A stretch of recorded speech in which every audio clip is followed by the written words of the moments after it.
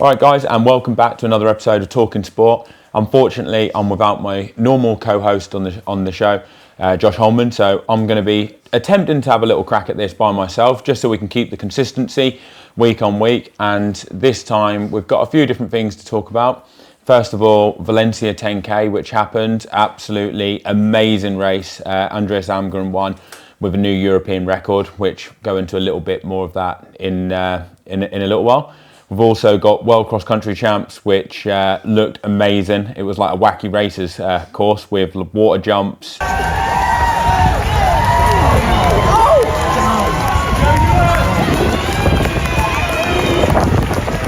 A water pit, what you run through, a mud pit, alligators that you had to jump over in homage. It was in Florida, so it was in homage to the Florida route where alligators are obviously quite prevalent.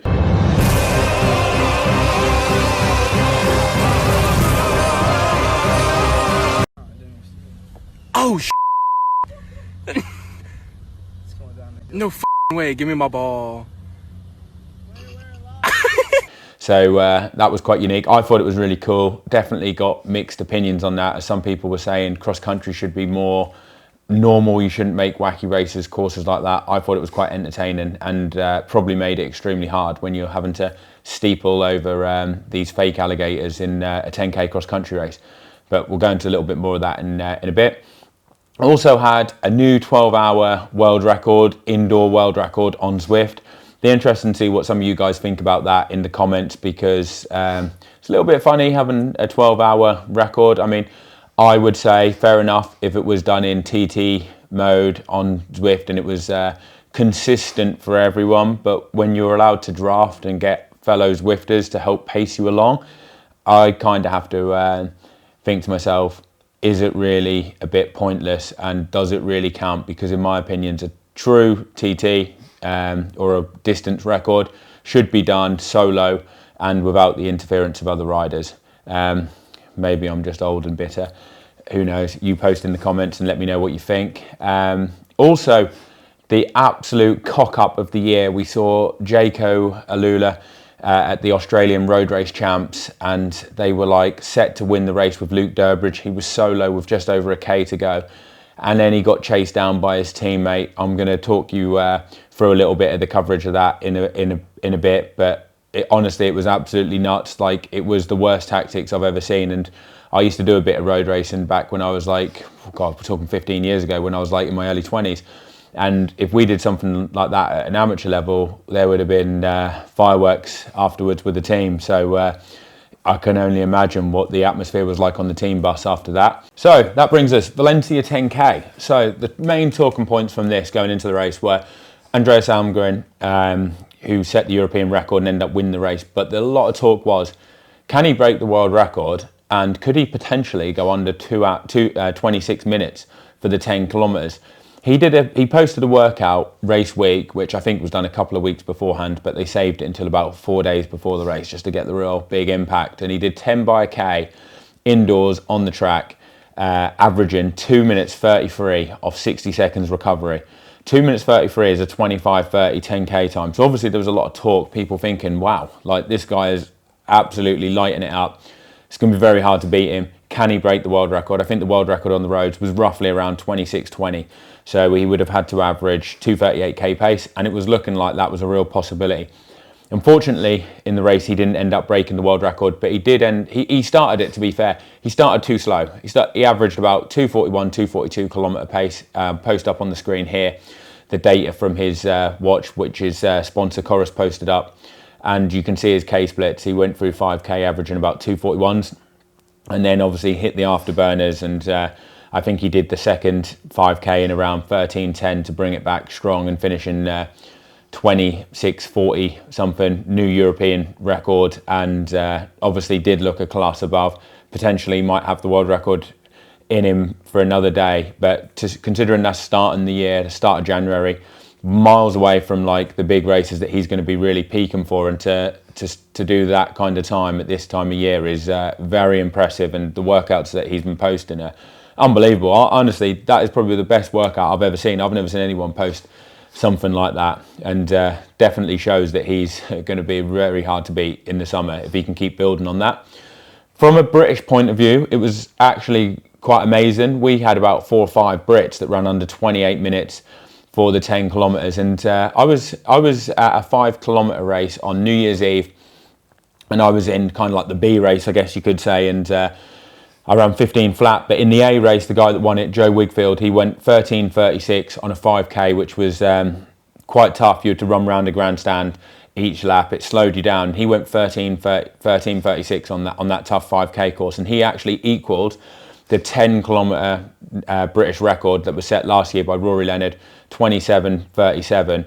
And amazing performance from him, because he's not really like a massive, he's not a big name from a lot of people, probably might not have heard of him, but to be running the kind of times that he is, like, mid 13:30s on the roads on just a normal course in London on New Year's Eve, and then to go to Valencia and run 27:37, massive things for him. He's got some massive range. If you guys look him up, I think he runs like a 1:46 800, but then he also runs a 62-minute half marathon. He's actually got a half marathon. I saw he's going to do Barcelona, and he's hoping to go 61 or under 61. So not many people that are running within a year 1:46 for 800 and potentially sub 61 for a half marathon. So serious range, and that could put him in huge stead when we get some big races in the summer, because he's obviously going to have a hell of a finish kick on him. And as you guys will probably see if you're big fans of athletics, when you normally watch these championship races or the big races, quite often they come down to a big kick.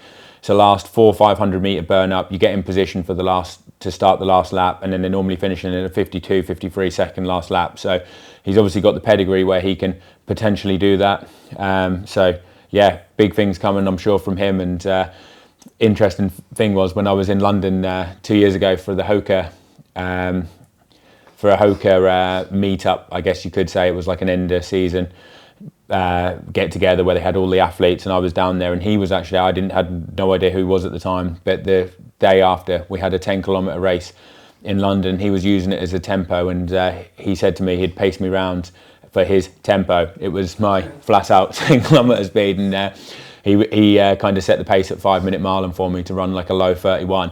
Top guy, awesome runner.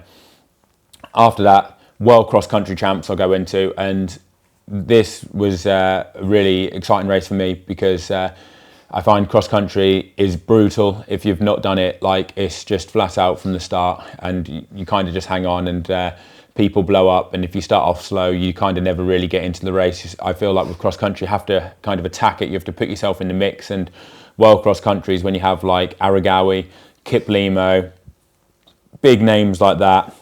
Also, the Americans, being in America, were seriously motivated. You had Nico Young, he's a 12:45, I think, 5 kilometre runner. Graham Blank, similar, 12:40 something 5 kilometre runner in the team, as well as a lot of other, just to make the American team, you've got to probably be one of the best 5-10k runners in the world. So Americans on home soil, extremely motivated, but against the Africans, they were obviously going to be up against it, and Kiplimo ended up winning the race, but he looked fantastic. He ended up closing the last 2 kilometre lap with obstacles, up a few little drags, downhills in about 2:38 kilometre pace, which, like, when you've been running pretty hard up until that point, to close in at that speed is something else, really. And he ended up doing low 28 minutes for a 10 kilometre cross country. Apparently it was an accurately measured course. If you look on Strava, people have got it as 150 to 200 metres long. I know times don't really count much in cross country, but assuming it is 150 to 200 metres long, that would have been a sub 28 minute 10k on a course where you've got mud pits, you've got water that you're running through, like, not a fast course. It's not a well-premed track. It's not a fast road course. This is a tough cross-country course. So he's actually in some serious shape, and that really is a really good test of who some of the top 10 kilometre runners are in the world, because big championship race, there's a lot of prestige when you look at the former winners of that race as well. So big things come from him, I'm sure, this season. He's already the world half marathon record holder, 56 minutes for a half marathon, which in our end of season podcast, when we reflected on the best moments of 2025, I actually rated that as probably my best moment of 2025. I mean, 56 minutes for the half marathon speaks for itself. I don't really need to go into any more detail on why I think that's amazing. I'd also like to mention a little shout out to a local runner from Norwich, Michael Clark. He was in the under-20s and he was actually Britain's top finisher and on all the races. If you looked at like our highest placed finisher in all the female races, all the male races, it was him, 20th position in world under-20s cross country as a first year under-20. So well done, mate. Like, flipping awesome result, and I think there's going to be some big things coming from him in the future. So if you're not aware who he is, follow him on Instagram, and you can get a look at some of the training and racing that the guy does. And then that brings us now to the road cycling season kicking off, and we had the start of the cycling season. So over in Australia, the National Road Race Championships kicked off pretty much the start of the 2026 road cycling calendar. There's the Tour of Australia coming up, and then things head off into Europe, and it kind of starts getting into full flight really, with some smaller races, some stage races leading into Milan San Remo and the Belgian Classics. But National Road Race Champs in Australia, Jayco obviously wanted to win it. They're the only Australian World Tour team. They had an amazing team in this race with Luke Plapp, who's been up there in some of the biggest races while he was riding for Ineos last year. You've got Luke Durbridge, multiple national time trial champion in the race as well. Those two are teammates for the first time, and I think things might get a little bit salty between them two, because we're going to take a little look at the racing now, and I'm going to commentate on or talk through how I see things going in this little finale with the two guys, and you can see what I mean by why there might be a few little words spoken after the race. All right, guys, so we're going to resume this race with 1.3 kilometers to go, and at this point you can see Luke Durbridge is out in front, he's looking behind, and he's got Luke Plapp, his teammate, on the front of the chase group behind, and Pat Eddy, who eventually ends up winning. Pat Eddy is on a continental team. These other riders are on World Tour teams, so they're on the top tier of cycling, and it should be pretty cut and dry here at this point. Luke Plapp really should be sat behind Pat Eddy. He should make him do the work. If Pat manages to close the gap, then Luke should go over the top and probably put an attack in. They also have another rider behind them who's on the team as well, so that makes 3 Jayco riders. But if you look here, you can see Luke Plapp is keeping quite a high pace. His teammate can't quite get back on terms, and he ends up chasing down Luke Durbridge, which is absolutely crazy. You can see from the aerial shot here that Luke Durbridge's gap is just getting diminished in like no time at all. Luke Plapp then attacks over the top to stop Durbridge getting on the wheel, which is even worse, because then now it makes it a 1v1 instead of what could have been a 2v1. Pat Eddy's just sat on the wheel. What Luke should do now really is, at this point, knowing that he hasn't rode Pat Eddy off the wheel, is he should flick his arm, sit behind Pat Eddy, make Pat Eddy ride. If Pat Eddy doesn't ride, it could bring Luke Durbridge back into the fold. But as you can see, Luke Plapp is on the front. He's putting in some serious effort, distancing Durbridge even more. The group behind is quite far away when you've got 600 metres to go. They're probably not going to get back in. But even if they did get back in, there's quite a few Jayco riders in that group anyway. But Luke Plapp here is on the front. He's pushing it quite hard up a bit of a drag. But Pat Eddy's not going to come round. He's now just hanging onto the wheel, and his goal is going to be hang in there, wait for the sprint, and then put in a kick. The worst case scenario for him is he's got second place, which is a great result anyway, being a continental rider. Luke and Jayco, they should be winning this race. This would be a must for them, being the World Tour team, having such a strong team in the race. Like, anything other than win is a failure really. Pat Eddy takes the lead. He looks behind now, but Luke Plapp's left it a bit too late really to get Pat Eddy to do some work which could potentially tire him, because he's just going to be soft tapping to the line. They've got quite a big lead on that group behind, that there was no doubt at this point of them coming back. Pat then leads it from sprints from the front and absolutely drills it. Luke Plapp is just hanging onto his wheel, no chance of coming around him. He doesn't even get close, to be honest, in the sprint at the end, and Pat Eddy ends up winning, which is an absolute nightmare for that team. I mean, realistically, if Luke Plapp had sat behind Pat Eddy when Durbridge was out in front, Durbridge would have probably soloed it, and Pat would have had, even if he did close the gap, he'd have been so tired that Luke could then go over the top and potentially solo away for the win. So terrible tactics.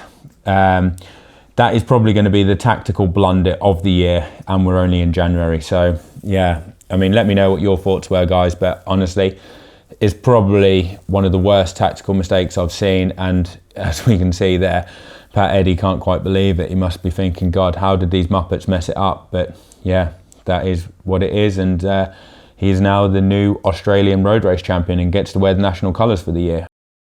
All right, and then that rounds us up, brings us to the last bit of news that I really saw this week, and that was the 12-hour TT or 12-hour distance record on Zwift got broken. 537 kilometres, 44.5 kilometres per hour for 12 hours. Unfortunately for me, it wasn't done in TT mode. I think it kind of should be, really. It was, you were allowed groups of people to pull you along, which I think kind of takes the edge off it a little bit. I think the power was, from what I saw, I did have a look before we started filming this to try and find the exact numbers, but I couldn't find it. But I think it was 270 watts, around that kind of number for 12 hours, which, to be fair, is, you know, it's pretty solid. I mean, you can't get off the bike, really. I think you can get like a minute or two, and you can put it in coffee break mode where it kind of rides around, and then, so if you need to go to the loo or quickly fill your bottles up, you can be pretty quick and then get back on and not lose the group that you're in, because obviously, if you are riding with a group of people, you don't want to be letting them get away and then be stuck solo, because it's going to really hurt your distance record. I did a 12-hour TT before. I've done it actually twice in the past, and it's bad, but it kind of gets better once you get past the 6 hours. The first 6 hours is the hardest bit, and then you kind of count down, and then the last 4 hours you kind of feel like you're in the home straight, which is crazy to say that, because 4 hours is still a hell of a long way, especially when you're in TT mode. I would like to see it done in TT, as a TT, like how it was when I did it, because I feel like that's more a true test of what you're actually capable, rather than like sitting in a group. I mean, like if I'd have done it out on the roads and sat in a big group, I mean, my distance could have been absolutely phenomenal compared to what it was as an individual. But you know, that is the rules. That is how it counts on Zwift. So I guess you play with what you've got, and still riding for 12 hours is a big achievement, and 537 kilometres is a massive distance, regardless of whether or not you're riding in a group. So fair play to Sebastian Timborn, great effort, and yeah, I think it's definitely going to take quite a big ride to beat that going forwards. So yeah, that brings us to the end of this week. If any of you guys that are watching this do see something that you'd like us to talk about, doesn't have to be in endurance, can be in any other sport, but something that you think would be great to hear my opinion on, or mine and Josh when Josh is with me, please send me a DM on Instagram, and yeah, I can bring it up, because we're always keen to talk about other stuff, and whatever you guys want to hear, or you want to hear us like talk some talking points that we have on certain issues, let us know. Definitely keen to include anything that you think would be interesting. So see you next week, guys. Hope you enjoyed this episode, and see you later.